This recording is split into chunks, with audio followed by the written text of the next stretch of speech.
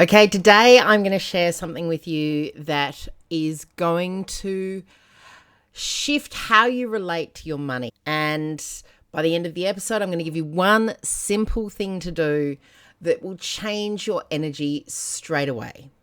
But before we begin, hit follow and tell me in the comments, does money currently make you feel calm or braced?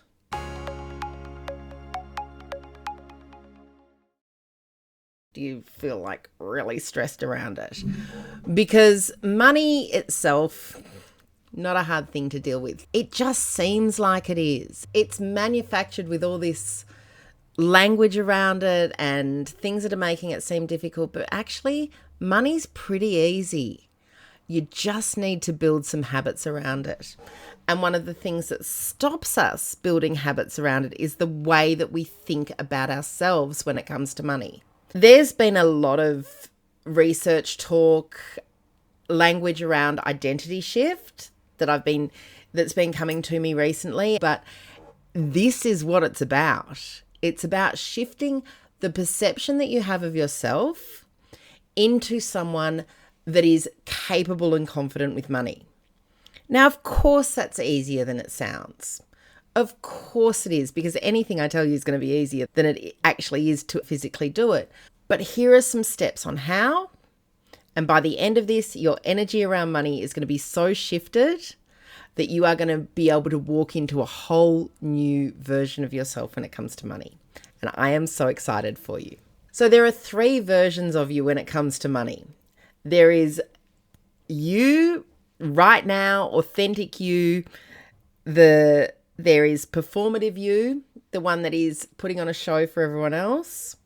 And there's public you, so what everyone else thinks about how you are with your money. Money chaos lives in this little gap between those things. And money chaos is absolutely caused by the wounds that you have and hold around money. Now, you've probably heard all this before. I know that I have been studying it for a really, really long time. And having a very large mortgage broking practice and a financial planning practice, I also got to see it firsthand. And I can tell you right now that there's a whole lot around money that unless you work up close and personal with a whole lot of people all the time, you don't get to see. And because you don't get to see it, it makes you feel isolated and ashamed. And you don't need to feel that way. You don't need to feel that way at all, because everyone is carrying a money wound. But what I'm going to do today is show you how to use that money wound to your advantage. So there are 4 main money wounds that we really see all the time in people. There's the worth wound, there's the shame wound, and there's the neglect wound. All of these wounds show up in different ways and all come from different things. So it could be that money was never discussed in your house. Complete neglect wound. Neglect wound leads to money worship. It leads to you looking at money like money's this glorious magical thing that's just out of reach. Different from maybe the shame wound that came with being told that you were no good with money, which then leads into money avoidance. And so you start avoiding your money. We could be looking at the worth wound, where our self-worth was very much tied to how much money people had or how much money we had as a family. And that leads to a status-seeking money type. And of course, there's the scarcity wound that leads to money vigilance, which means being quite tight with our money and really keeping an eye on it, being anxious about it all the time. And there's different ways that we can get through these money wounds. But what I want to talk to you about today is not necessarily getting through them, but looking at the advantages of these different money types. Because money vigilant, you're going to know where your money is. You're going to be able to track your money really easily. The thing that happens to you while you're doing it is the level of anxiety that comes with the money and the thoughts of scarcity, the thoughts of everything becoming finite, which really you need a pattern interrupt for. You need to do something differently so that you're not thinking that money's about to run out, but that the money vigilance habit can work really well for you in that you can get to know all about investing. You probably If once you get to know about it, you can choose your investment types, choose what you want to do with investing, and start seeing things a little bit differently. Different from status seeking. So the worth wound and status seeking can be a real driver for your entrepreneurship, can actually help you get somewhere faster because you're looking for those things, those material things.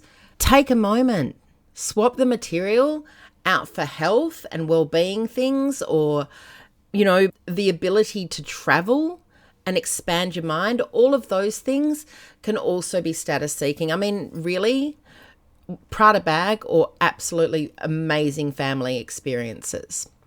The shame wound, a little bit harder to tackle because it leads to money avoidance. So let's talk about the fact that we've all got money wounds and we've all got money types.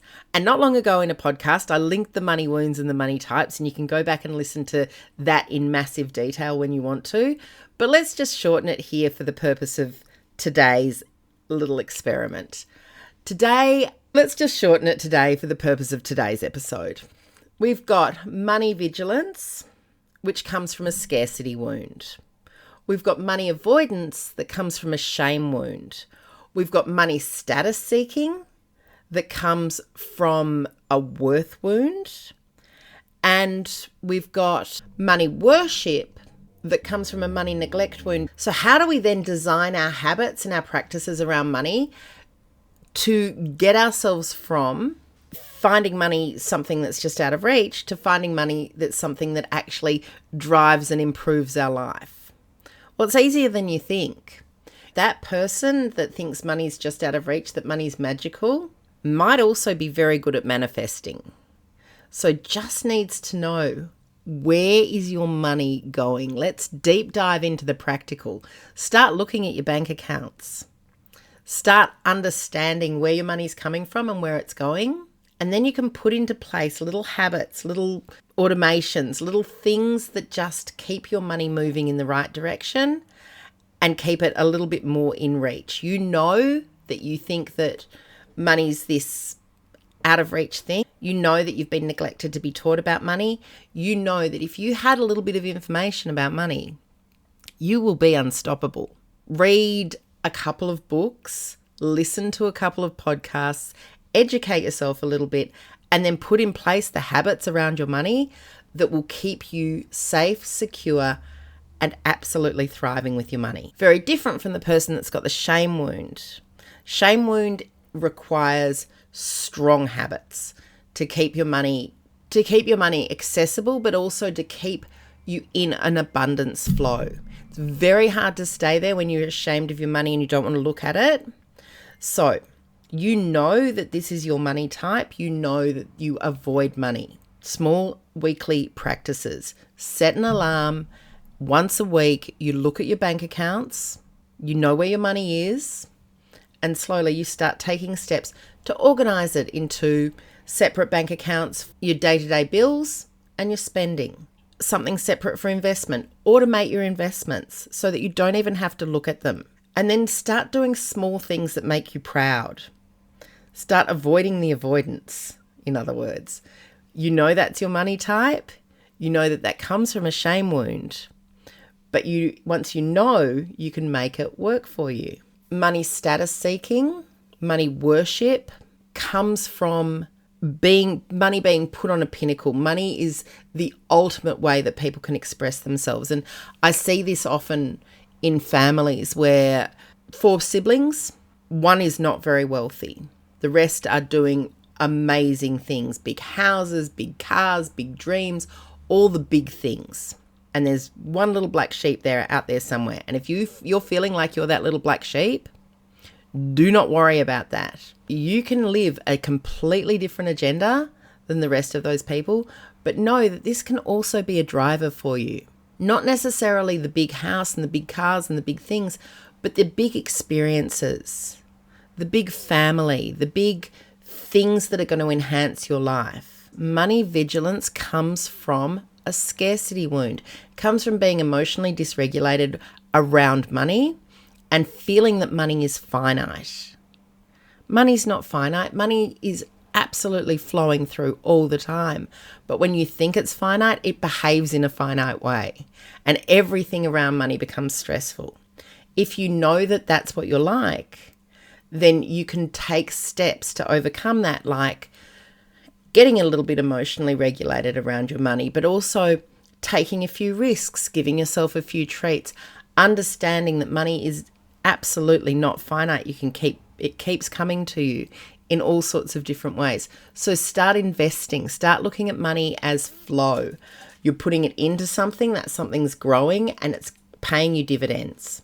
Start looking at money differently.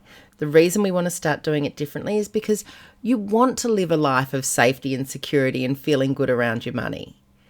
Because when you do, it's boring. Money's boring. It's so much easier to be living a life where you're out having the adventures you want to have and meeting the people you want to meet and having that glass of wine or going to that gym without thinking constantly in the background, can I actually afford this?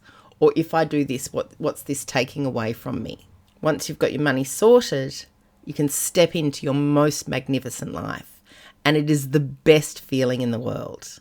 What I'm going to do over the next 7 days is I am going to appear here every day with another money tip. By the end of this week, you're going to have changed completely the way you feel about your money and the things that you want to do. Meanwhile, if you're curious to find out more about your money types and your money wounds, I've got a link to a quiz in the show notes down below, or you can go back and listen to that episode of the podcast. I'll put a link there as well. Thank you, and I will see you again tomorrow.